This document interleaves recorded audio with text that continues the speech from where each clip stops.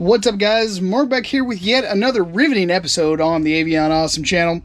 Today I'm doing basically a video for somebody else. Another channel that I follow. We're going to be talking about how to stay warm. More specifically, how to stay warm while boondocking. Generally, whatever boondocking means to you, a lot of people, they think, it's always being out in some crazy, awesome, wicked-ass location. But a lot of times, boondocking just means, hey, I've got to stay overnight at a parking lot. Or, hey, I've got to stay overnight at a Cracker Barrel. Something like that. And you don't always have these wonderful, awesome locations, but you still need to stay warm nonetheless when you don't have hookups. While a solar system and a battery system can be helpful in doing some things, you're still not going to be able to run any air conditioning or any heaters off of those systems without just completely killing the batteries. And because that is out of the question for most people building a battery bank large enough to potentially sustain using a heater, then a lot of people just try to default over to propane or some sort of gas heating system. So I don't use a gas system very often, but when I do, I generally just use one of the Portable Buddy heaters. Honestly, they're cheap, they're affordable. I've talked about those these heaters before. I've got another video explaining everything about it. These are honestly some of the best, quick, cheap, easy ways to stay warm in very, very cold situations. But I do also know that there are tons of people that are horrified, they're terrified of having some sort of gas in their vehicles. Most of those fears are, irrational. There's nothing really that dangerous about these things anymore, assuming that you're going to be using a lot of common sense. I know that that's a rarity these days, but if you have common sense, you're going to be just fine with these. And like I said, it's probably going to be the easiest, cheapest, short-term solution, at least when it comes to, resources that can be depleted. So obviously, with these types of heaters, you're going to have to buy the propane bottles. You got to stick them up there, and then you've got to, finagle with the pilot light. So yeah, it can be quite a hassle from time to time. Some people, they just don't want to fool with it. So if using gas is not in the cards for you, there are a couple of other options that you can use in order to make your life a little bit easier while out there doing your thing, trying to stay warm. You're in a parking lot. All you need is some warmth. You just need to not die from the cold outside. Honestly, after years and years of doing backcountry backpacking and hiking, the absolute best way, the absolute number one way that you can keep yourself warm and maintain an extremely low weight is to use anything that has down in it. These down quilts are absolutely the best lightweight method of staying warm, comfortable, and ultimately making a otherwise miserable trip actually pretty damn nice. So for years, I've been a hammock camper. So I sleep in a hammock. I don't sleep on the ground. So I usually strap my hammock up in between two trees. This happens to be my top quilt. These top quilts are made with extremely soft, very luxurious feeling nylon material. This stuff feels amazing. It's not real hard like other types of nylon. This stuff is super pliable. It does have an inner shell and an outer shell. This one is a little bit less water permeable, but really what you're looking for is you're looking for loft. You want space between the outside air and the inside air. Down is so lightweight and so easily it captures the heat from your body. So you don't actually have to generate any heat from like a heater. Your body is a furnace. It does have internal furnaces. So you're going to generate all of your own heat. This will actually help you capture and trap it. With this down blanket, with this quilt, I have slept in -5 degree below zero. -5 degrees Fahrenheit. I don't know what that translates into Celsius for you Canadians. Not a clue. Y'all have to look that up, but it's pretty low. So -5 degrees Fahrenheit. Was it the best? No, it sucked. But comfortably, I have slept outside many times in around 20 degrees, 15 degrees. This top quilt is actually rated for 20 degrees, and I did just fine. This holds in the heat so well And of course, there was a lot of times where I would just wear my down jacket as well as a little bit of extra warmth. Now, for some of you, those quilts are just going to be out of your price range. Most people are not willing to spend what I spent on those quilts. I have under quilts and top quilts, and I spent a lot of money on those. But there are a few different alternatives that I have found that will honestly do you really good down to about 30 degrees, and that's being outside, exposed to the elements. And if you're not willing to spend the exuberant amount on extremely high quality down, there are a few alternatives. Okay, so the first alternative that I'm going to suggest is any of these little down throw blankets. You can usually find them at Costco. I think on occasion I have found a couple of them at Sam's Club. I'm almost positive that you can find these little down throws on Amazon. I usually buy them just about every single time they show up at a Costco or at a Sam's Club. They usually have them for 20 bucks.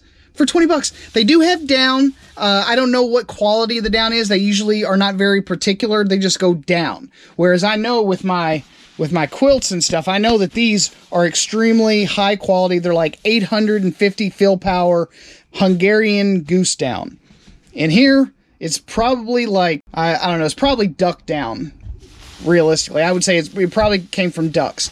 But one of these is good to about 40 degrees. So, you know, they've got a decent amount of loft. It's not a huge puff.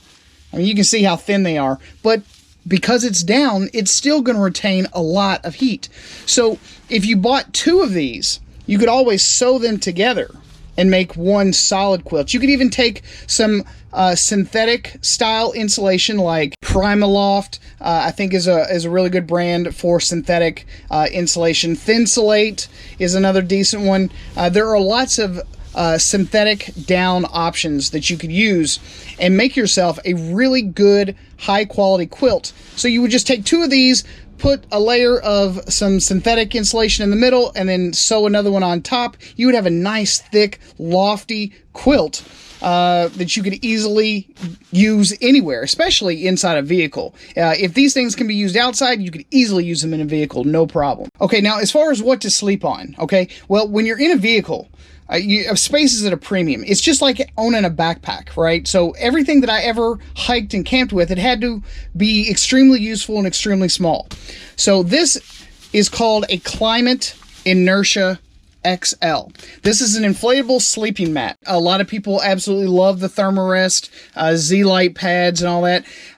So this is not going to provide you with much R value, but because you're not going to be exposed to the elements, you're already in a vehicle, this actually has a nice amount of cushion that you can easily blow up. It takes about 15 breaths to blow this thing up. It will fit inside. It doesn't have to be this exact one. This is the extra large. I just like a little extra room if I'm going to be sleeping outside on the ground.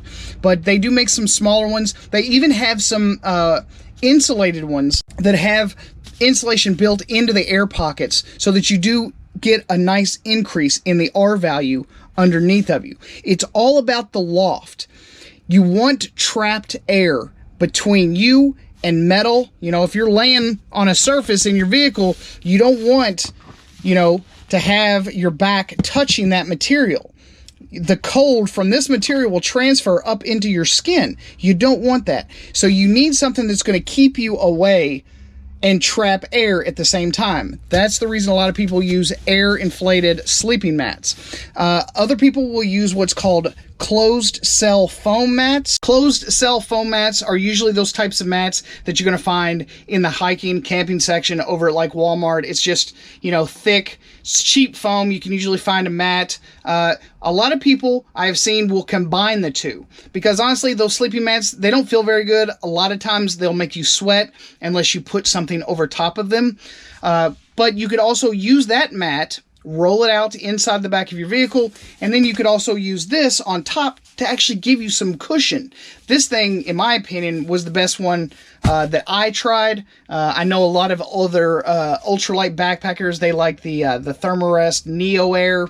I think that's like one of the most popular ones as far as ultralight hiking and camping. But if you just need something that's actually going to kind of wrap up around you and make you feel like you're sort of nestled in and you're not going to roll off of it easily, my recommendation would be maybe just look at this brand. Of course, I'm going to have links to all this stuff down in the description box down below, because a lot of this stuff I only use for hiking and camping.